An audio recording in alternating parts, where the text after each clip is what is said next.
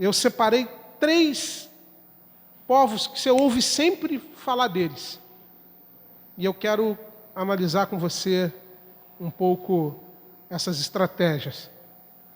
O primeiro desses inimigos históricos que eu queria analisar com você são os filisteus.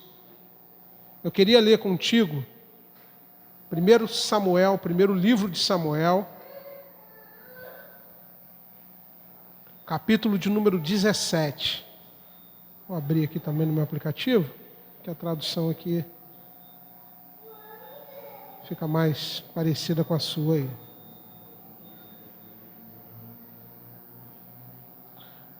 Primeiro livro de Samuel,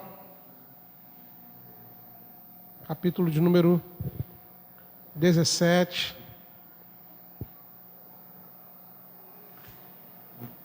Vamos ver a partir do versículo 1.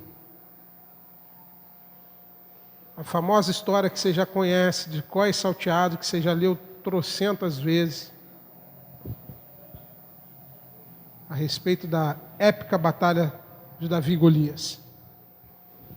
Diz assim a palavra do Senhor: e os filisteus ajuntaram os seus arraiais para a guerra e congregaram-se em Socó, que estava em Judá, e acamparam-se entre Socó e Azeca, no termo de Damim.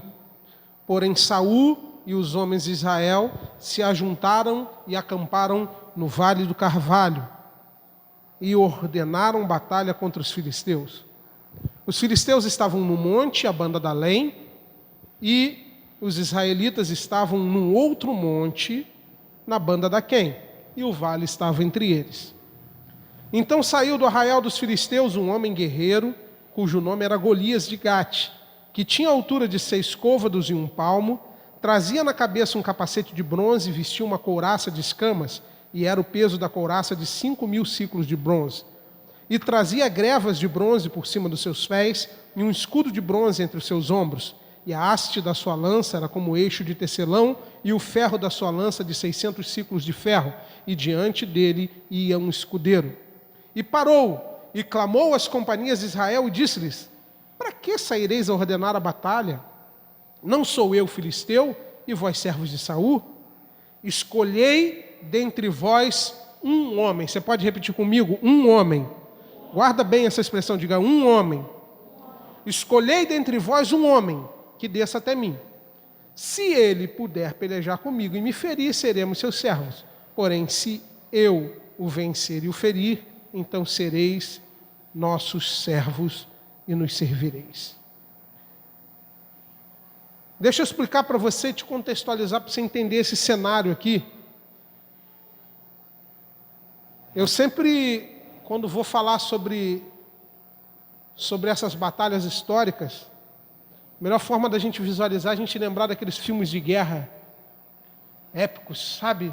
Tipo Coração Valente, não é de outra geração, né? Tem uma turma... Como que aconteciam essas batalhas? Essas batalhas, elas aconteceriam, o local da batalha, o campo de batalha, era o vale. O que geograficamente é um vale? Um espaço entre montanhas, amém? Cercado de montanhas. E como os exércitos se organizavam? Eles acampavam sobre montanhas e, de tempo em tempo, durante o dia, eles desciam para o vale, enfileiravam os seus exércitos um de frente para o outro, e ali acontecia a carnificina. Um exército se degladiava com o outro, e geralmente essas batalhas não duravam apenas um dia. Ao final, quando um exército via que estava começando a tomar muito prejuízo, recuava o seu exército, o seu pelotão, subia de volta para as montanhas, fazia as suas contabilidades de mortos, feridos, realinhava a sua estratégia para no dia seguinte descer novamente para o vale. Amém? É por isso que quando Deus pega o profeta e leva ele para o vale de ossos secos, aquele vale parecia um cemitério. Por que aquele vale parecia um cemitério? Porque era um campo de batalha. Amém? É por isso que Deus usa o profeta e manda o profeta profetizar sobre aqueles ossos, porque não eram ossos quaisquer. Aqueles eram ossos de homens que morreram na guerra, de pessoas que foram feridas guerreando por um ideal, mas que foram feridas e morreram. E estavam ali, descartadas pelos soldados vivos, mas Deus ainda enxergava eles como um exército que ainda poderia ser levantado e voltar a ter vida. Mas isso é outra história. Amém? Mas só para você entender o cenário, para você entender a geografia. Então tem um exército numa montanha, tem um exército numa outra montanha, tem um vale entre eles. E o que acontecia de tempo em tempo? Os exércitos desciam, se enfileiravam para lutar exército contra exército. Amém? Você pode repetir isso porque é pedagógico. Amém? A repetição é pedagógica. É importante que você entenda esse ponto. A guerra era exército contra exército. Amém? Não era homem contra homem, era exército contra exército. Não havia precedentes de proposta tal como essa feita por Golias. Eles foram ali para lutar juntos. Eles treinaram para lutar juntos. Eles estavam prontos e preparados para lutar juntos, como um exército. Eles estavam... A estratégia estava alinhada para que eles lutassem juntos. Só que daí vem o inimigo. Fortão, bonitão, intimidador, assustador, e vem trazer uma nova proposta. A fama do povo de Deus já ia longe. O povo de Deus luta junto, a arca do Senhor na frente, Deus conduzindo o povo, e todos os inimigos caem por terra. Os filisteus agora trazem uma nova proposta. Qual a proposta dos filisteus? Não quero que vocês lutem juntos. Eu quero apenas um homem. Eu não quero que vocês lutem como um exército. Eu quero que vocês lutem um contra um. Primeiro inimigo identificado essa noite, os filisteus. Proposta ou estratégia dos filisteus para derrotar e para destruir você. Isolar você, para você achar que dá para lutar sozinho. Essa não era uma proposta de Deus, essa era uma proposta do inimigo. Essa não era uma proposta que vinha do comando do exército do povo de Deus. Essa era uma proposta que vinha do adversário. Luta sozinho, não luta junto não. Para que a gente vai derramar tanto sangue? É como se o diabo falasse para você o tempo todo: o que os outros têm a ver com o seu problema? Por que você vai compartilhar com o pastor? Por que você vai compartilhar com os irmãos o seu problema, as suas dificuldades? O seu problema, a sua dificuldade, você tem que enfrentar sozinho. Você não é sujeito a um homem, você não é uma mulher determinada. Enfrenta os seus problemas sozinhos. E sabe o que ele faz? Ele isola você, porque ele sabe que isolado você fica vulnerável. E vulnerável você é presa fácil para que ele te destrua. Golias não imaginava que Deus tinha uma outra providência e que Deus levantaria Davi ali naquele cenário. Mas a proposta dele era pegar qualquer homem, qualquer um daqueles guerreiros que estavam ali com espada em punho, perderiam para Golias. Por quê? Porque eles não foram treinados para lutar sozinhos. Eles não estavam preparados para lutar sozinho. Povo de Deus luta junto. Povo de Deus luta unido. É por isso que o Salmo 133 diz: ó, quão bom e quão suave é que os irmãos vivam em união. Você precisa entender e discernir esse texto. Sabe por quê? Sabe aquele tempo que você está desanimado? Sabe aquele tempo... Porque a nossa vida, irmãos, é cíclica. Deus criou as estações do tempo, Deus criou os ciclos. E existe tempo que você está voando, irmão. Existe tempo que você está com a Bíblia na ponta da língua. Existe tempo que você está orando para caramba. Existe tempo que você está queimando. E existe tempo que você está no inverno, meio frio, se sentindo meio desanimado. Amém? Só acontece comigo? Só lá em Santa Luzia? E aí o que o Salmo 133 fala? Que a união, nessa hora, ela é como unção. Sabe aquele tempo que você se sente sem unção? Não é para você se isolar, pelo contrário, é para você se juntar. Por quê? Porque ele diz: a união vai funcionar como a unção, como o óleo que desce sobre a cabeça, no momento que você se achar sem unção, se junta, se une, porque a união entre os irmãos vai funcionar como unção, até que a unção venha de novo sobre a sua vida. Amém? E qual a proposta de Satanás? Não se isola, se afasta. Ninguém tem nada a ver com seus problemas. Está cheio de problemas, você está chato, você está enjoado. Se afasta, se isola um pouquinho, deixa as coisas melhorarem, depois você se junta. Sabe o que vai acontecer? Golias vai vencer você. Sabe o que vai acontecer? Isso é uma proposta do inimigo para afastar você. Igual aquela ovelhinha que estava andando no meio das 100 e de repente do nada alguma coisa acontece, ela se desgarra, ela se descola e ela fica vulnerável. Quando o pastor encontra, ela está ferida, machucada. É isso que o inimigo quer fazer com você. Isolar você, afastar você, te tornar vulnerável, sozinho, fora do corpo, descolado, desconectado do corpo, para que ele possa te vencer com facilidade, mas junto com seus irmãos, juntos, em união, como diz o Salmo 133, você será imbatível, o inimigo não vai conseguir te vencer, porque tocando em você, ele vai estar tocando no corpo do qual você faz parte, o Senhor é contigo quando você está junto. Amém? Não aceite a proposta do inimigo de se isolar. Isolar para te tornar vulnerável. Essa é uma proposta dos filisteus. Correndo um pouquinho à frente, quero convidar você a abrir comigo a sua Bíblia em Números, capítulo 25.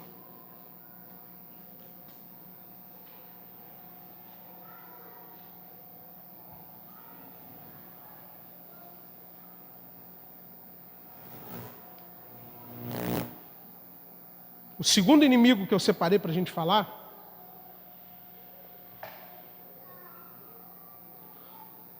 são os moabitas.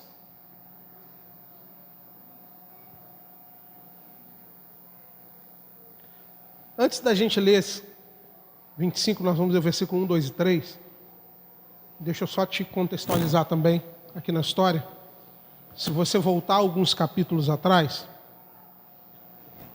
você vai perceber a famosa história do rei Baraque e do profeta Balaão. Aquele homem da mula que fala. Balaão é um homem descrito na Bíblia como um homem que vê Deus de olhos abertos. Profeta famoso à sua época. E o rei Baraque, em algumas traduções ele aparece como Balaque.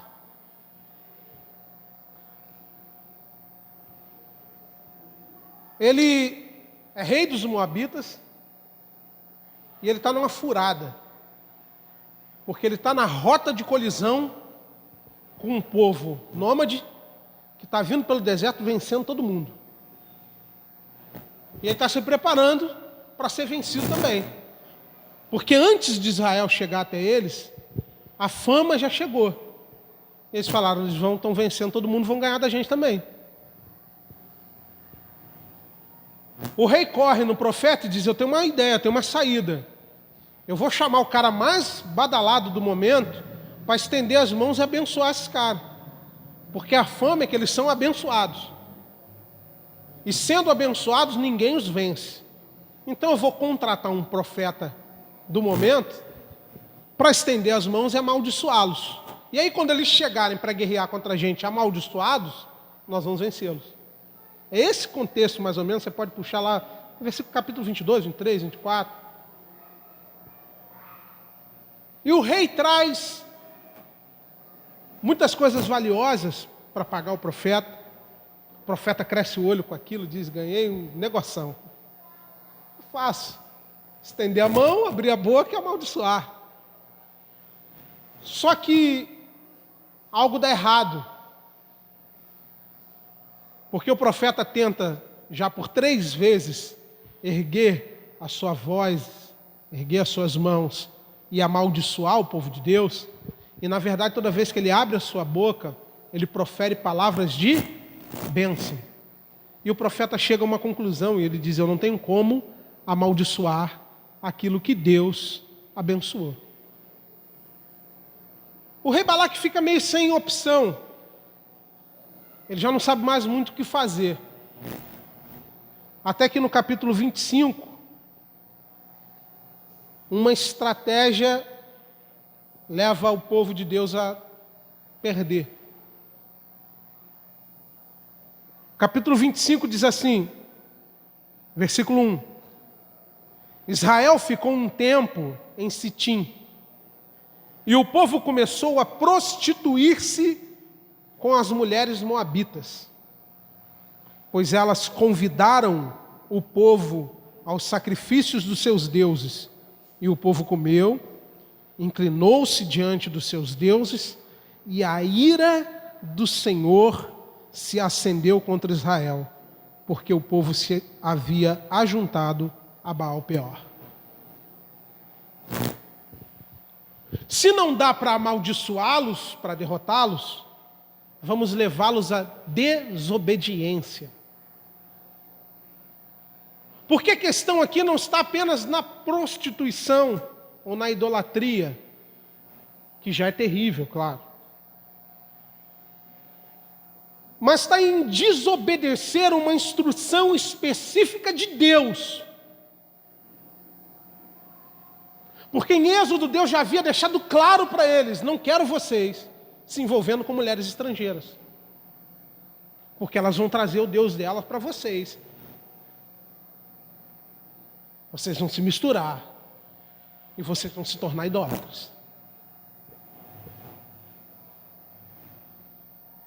E como eu disse no começo, o inimigo não é criativo, ele continua usando a mesma estratégia hoje, tentando fazer você desobedecer, para enfraquecer você, porque ele não pode te vencer.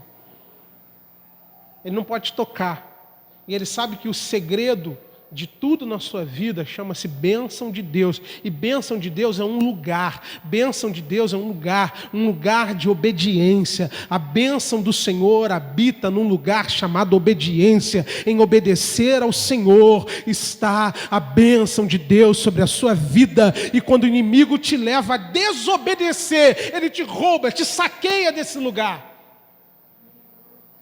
Estratégia moabita. Estratégia moabita, dizer não, a gente não tem como bater de frente com eles. A gente já tentou amaldiçoá-los, não deu certo. O que vamos fazer? Vamos levá-los à desobediência. Você sabe que existem instruções específicas de Deus para a sua vida. Você sabe o que Deus exige de você, e que muitas vezes o diabo sopra no teu ouvido e fala: não, mas não tem nada a ver. O que você precisa abrir mão para você voltar para um lugar de obediência. O que você precisa negar para você voltar para um lugar de obediência. O que você precisa retomar para você voltar para um lugar de obediência. Mas em todo tempo, o inimigo fica tentando conduzir você para um caminho de desobediência que te enfraquece, de desobediência que te leva a perder batalhas do seu dia a dia, a trazer tristeza para o seu coração, a trazer esfriamento para o seu coração. Por quê? Porque ele consegue levar você para a desobediência, tornando você vulnerável. Amém? Então, estratégia dos filisteus: isolar para enfraquecer. Amém? Estratégia dos moabitas: fazer você desobedecer instruções específicas de Deus. Em terceiro lugar, Juízes, capítulo de número 6.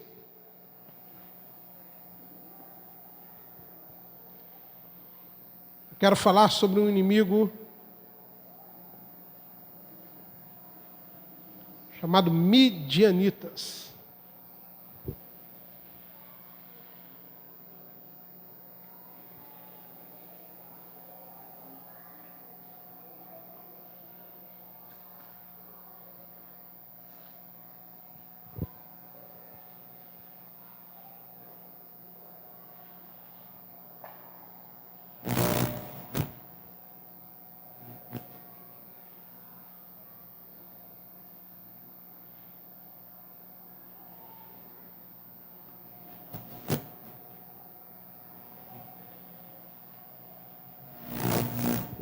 Quero com muito cuidado, com muito zelo, entrar num campo aqui que é especialidade dos pastores dessa casa, da Cris, do Anderson.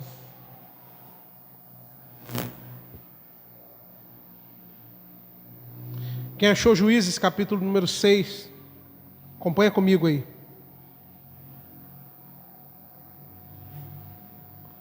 Mas os israelitas voltaram a fazer o que era mal. Deixa eu ler na outra tradução aqui para acompanhar vocês, para ficar mais igual com a maioria de vocês. Porém, os filhos de Israel, 6:1 de Juízes, os filhos de Israel fizeram o que parecia mal aos olhos do Senhor, e o Senhor os deu nas mãos dos midianitas por 7 anos.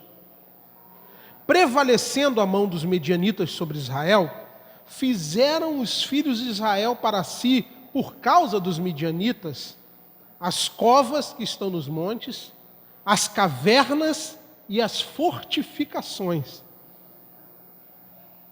Porque sucedia que, semeando Israel, subiam os medianitas, os amalequitas e também os do Oriente contra eles subiam, e punham-se contra eles em campo, e destruíam a novidade da terra, até chegarem a Gaza, e não deixavam mantimento em Israel, nem ovelhas, nem bois, nem jumentos.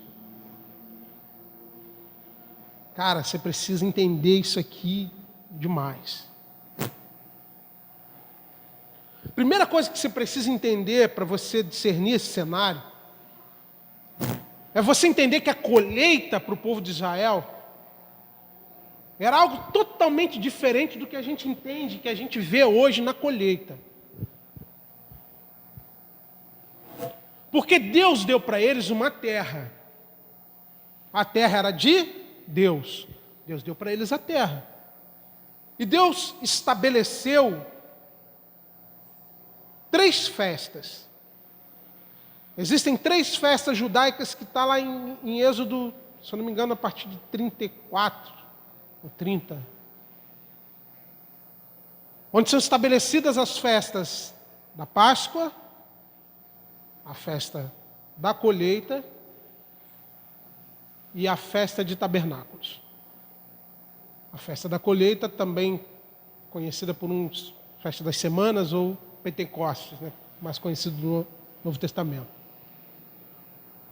O que significava a colheita para o povo de Deus? Deus havia dado uma ordem para eles. Vocês jamais vão colher sem celebrar. Não era simplesmente tirar o fruto da terra.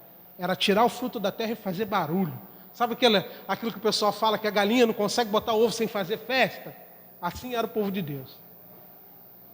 A galinha não bota ovo em silêncio. A vizinhança toda sabe que ela está. Assim era o povo de Deus.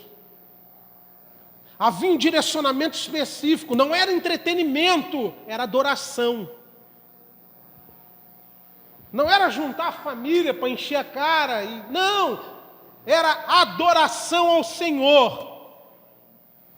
Era rendição, era devolver, apontar para o céu e dizer: nós estamos colhendo porque Deus nos deu a terra, Deus nos deu a semente, e Deus fez a semente brotar, e nós estamos consagrando a Deus o fruto que estamos colhendo. Por isso não estamos colhendo escondidos, estamos colhendo com festa, com júbilo, com celebração. Tinha música para colher, tinha trombeta para colher, tinha incenso queimado perante o Senhor para colher. E deixa eu falar uma coisa para você: aquele incenso tinha um cheiro específico, ele não era confundido com nenhum outro perfume. Deus estabeleceu 3 elementos, disse para Moisés: esses elementos aqui você não usa para mais nada, está proibido. Esse cheiro aqui é específico. Foram 2 fórmulas que Deus deu a Moisés: do óleo da unção e do incenso. Nenhuma outra coisa na terra vai ter esse cheiro. Só a adoração do meu povo. Então, quando o povo acendia o incenso, de longe, quem sentia aquele cheiro sabia: o povo de Deus está adorando. Nada mais na terra tem esse cheiro, nada mais na terra levanta esse perfume. O povo de Deus está adorando. Tem festa, tem colheita. Isso era o povo de Deus colhendo. Olha a importância que a colheita tinha para eles. Só que o que é a estratégia dos midianitas? Não vamos roubar o fruto deles, não. Vamos amedrontá-los para roubar deles a celebração. Porque eles não tinham problema do povo comer. Eles ficavam vigiando para ver se o povo ia colher.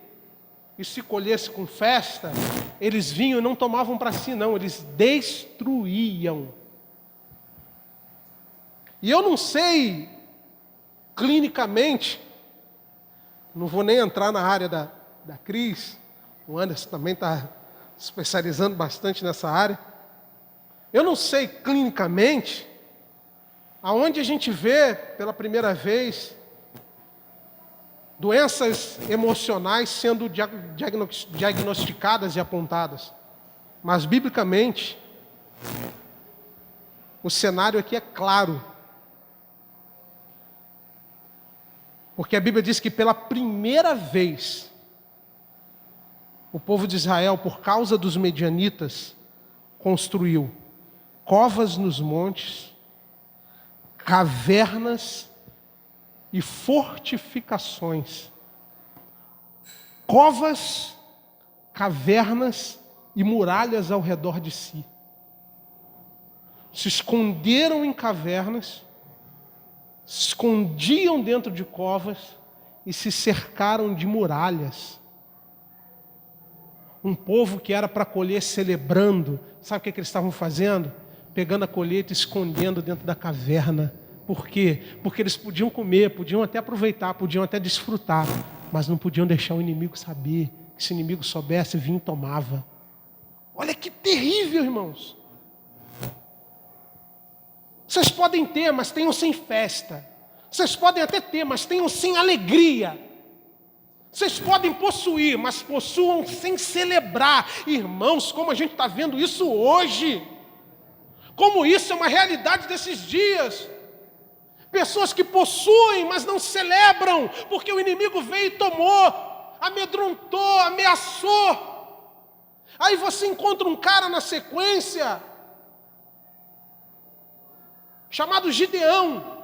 E sabe o que Gideão está fazendo? Está malhando trigo no lagar. Sabe por que ele estava malhando trigo no lagar? Escondendo a colheita dele, dos midianitas. Porque o lugar de bater trigo é na eira. O lagar é lugar de pisar uva. Ele falou, não é tempo de uva. Eles não vão estar com os olhos agora no lagar. Eles vão estar com os olhos na eira. Eu vou pegar minha colheita, vou esconder, vou levar lá para o lagar e vou bater o trigo no lugar errado, para eles não verem, não virem tomar a minha colheita. Povo de Deus colhe com celebração. Povo de Deus colhe com festa. Não é para tirar foto para botar no Instagram, não é para todo mundo ver e ficar com inveja de você, é para que a sua conquista aponte para o céu, para que as pessoas olhem e saibam aquilo que Deus está fazendo na sua vida, para que as pessoas olhem e saibam que você dá glórias ao Senhor por aquilo que você conquista, seja as pequenas coisas ou as grandes coisas. Eles não celebravam as grandes colheitas, eles celebravam todas as colheitas. Eles não festejavam as grandes conquistas, eles celebravam todas as conquistas, porque a cada conquista eles apontavam para o céu, dizendo: nós éramos escravos no Egito, mas hoje Deus nos deu uma terra. Nós éramos escravos do Egito, mas hoje Deus nos deu uma terra, e tudo que essa terra nos der, nós vamos apontar para o céu e celebrar Ele. Estratégia do inimigo: fazer você ficar tendo, mas escondido dentro de covas emocionais. Estratégia do inimigo: fazer você até ter, mas você não consegue encontrar felicidade naquilo que você tem, porque o diabo disse para você: se você celebrar, eu tomo de você. Você até tem, mas você tem aquele sentimento que a qualquer hora você vai perder. Isso não é de Deus, isso é estratégia de Satanás para roubar a sua celebração. Ah, está tudo bem agora. Ah, mas não posso nem ficar falando isso, porque se eu ficar falando que vai estar tudo bem, alguma coisa vai acontecer.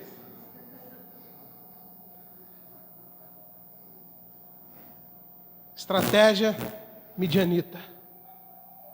Tenha, mas tenha sem festa, porque se festejar a gente toma. Tenha, mas tenha sem celebração, porque se tiver celebração a gente vem e taca fogo em tudo. A gente nem quer roubar, a gente nem quer levar, a gente só quer tacar fogo. Para você entender que você pode ter, mas ter sem celebrar. Isso não é povo de Deus, não. O povo de Deus faz festa, queima incenso, adora o Senhor, aponta para o céu e diz: nós temos porque Deus nos deu, nós temos porque Deus nos deu, Deus nos deu. Celebre cada momento, não aceite a estratégia do inimigo. Deus não deu uma terra para o povo viver dentro da caverna. Deus não deu uma terra para eles ficarem escondidos dentro de covas. Deus não deu uma terra para eles cercarem-se de montanha, de muralhas e ficar escondido dentro das muralhas, dizendo: não, vamos fazer tudo aqui escondidinho, porque senão os medianitas vão vir e vão destruir a gente. Não, não. Deus chama Gideão e fala: cara, vamos dar um fim nisso. Vamos dar um fim nisso. Vamos dar um basta nesses camaradas. Deus, essa noite, quer ministrar algo ao seu coração e eu quero orar por você. Deus, essa noite quer ministrar algo ao seu coração. Pessoas têm sido isoladas pelo inimigo para serem destruídas pela sua vulnerabilidade.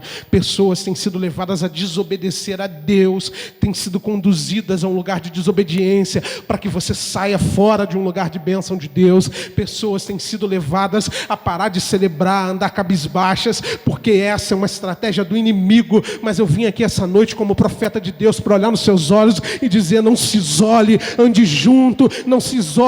O seu problema é problema de todo mundo, é do corpo, é assim que o povo de Deus...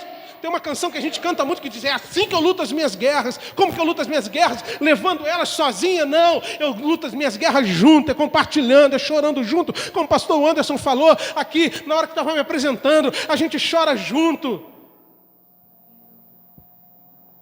Os meus problemas eu compartilho com ele, os deles ele compartilha comigo, a minha igreja, meus obreiros. Ah, não, eu vou tirar agora um tempo sabático, vou me isolar para poder cuidar dos meus problemas, porque ninguém tem nada a ver com os meus problemas. Tem uma música que é linda musicalmente, mas como eu detesto essa música, que toca na internet direto, e o cara fica falando: não conta para ninguém, não fala para ninguém, conta só para Deus, fala só para Deus, diga só para Deus. Eu falei: gente, mas que ideia de corpo é essa?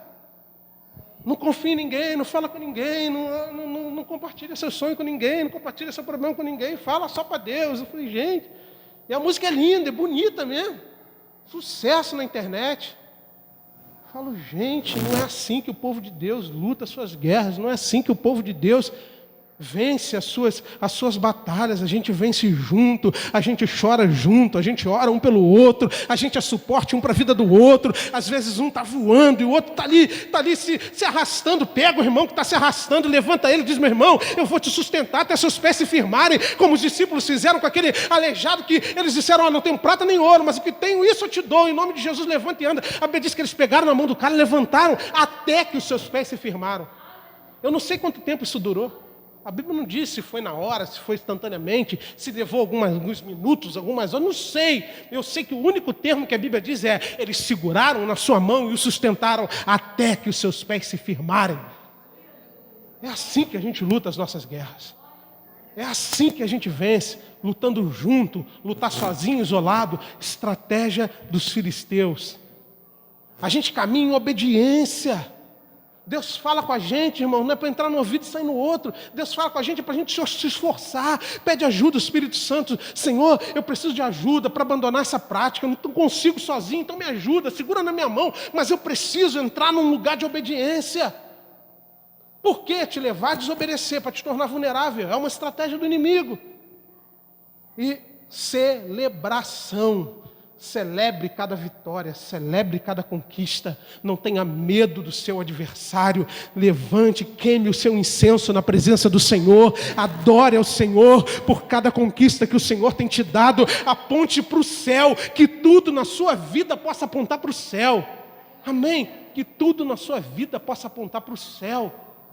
Eles celebravam, irmãos, a primeira colheita, as primícias. Sabe o que é legal de celebrar primícia?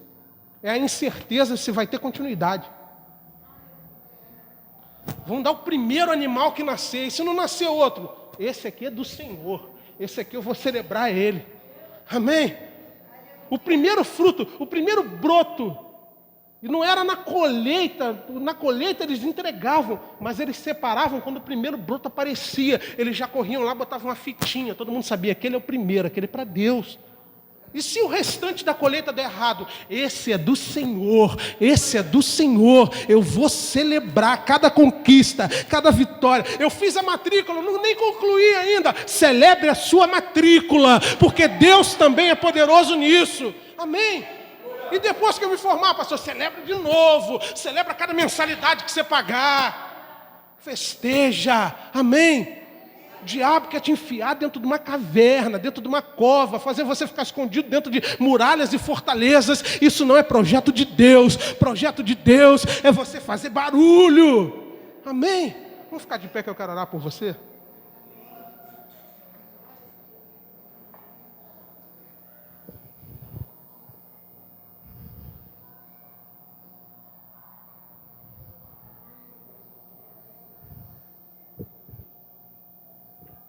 Que o inimigo seja denunciado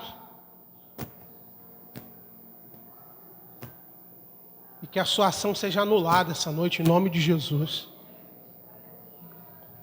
Que você, com discernimento, possa entender e dizer, não, isso aqui eu não vou aceitar sobre a minha vida, eu vou mudar a minha postura. Porque isso aqui é o inimigo, tentando agir da mesma forma, da mesma maneira, sem criatividade nenhuma. Está tentando fazer comigo o que o Golias tentou fazer, tentando me isolar e dizendo, vem, 1 contra 1, você dizer, não, 1 contra 1 nada, eu tenho família, eu faço parte de um corpo, eu não luto sozinho não, meu irmão, eu não luto sozinho não, 1 contra 1 nada, eu luto no corpo, conectado no corpo. Curva a sua cabeça. Pai, em nome de Jesus, nós denunciamos toda a estratégia do adversário, Senhor, para isolar pessoas, fazendo com que elas achem que podem e que devem lutar sozinhas e carregar sozinhas os seus próprios problemas. Pai querido, em nome de Jesus, traga ao coração de cada um entendimento de corpo, que eles possam se entender parte, Senhor, que eles possam se entender parte, que eles possam entender que quando fazemos parte do corpo de Cristo, o que dói nele, dói em mim, o que dói em um tem que doer em todo mundo. Pai querido, em nome de Jesus, toda tentativa de Satanás de trazer desobediência, de conduzir os seus filhos para um caminho de desobediência, para que eles saiam debaixo de um lugar chamado bênção de Deus, nós repreendemos essa estratégia do adversário em nome de Jesus. Senhor, toda tentativa e toda estratégia do adversário de trazer, Senhor, falta de celebração, de fazer os seus filhos se trancarem dentro de covas e cavernas emocionais, de fortificações emocionais, escondendo a sua conquista, não tendo prazer e não tendo júbilo na sua colheita. Pai, em nome de Jesus, nós destronamos agora e denunciamos agora, em nome de Jesus, que os seus filhos possam celebrar, porque celebração para a gente não é entretenimento, celebração é adoração ao Deus que nos concede cada uma das nossas colheitas, Pai. Abençoa a vida dos seus filhos, Pai, para a glória, louvor e honra do Teu nome, e que a Tua palavra crie carne em nós, que a gente possa colocar em prática, Senhor, aquilo que o Senhor tem falado conosco essa noite, em nome de Jesus.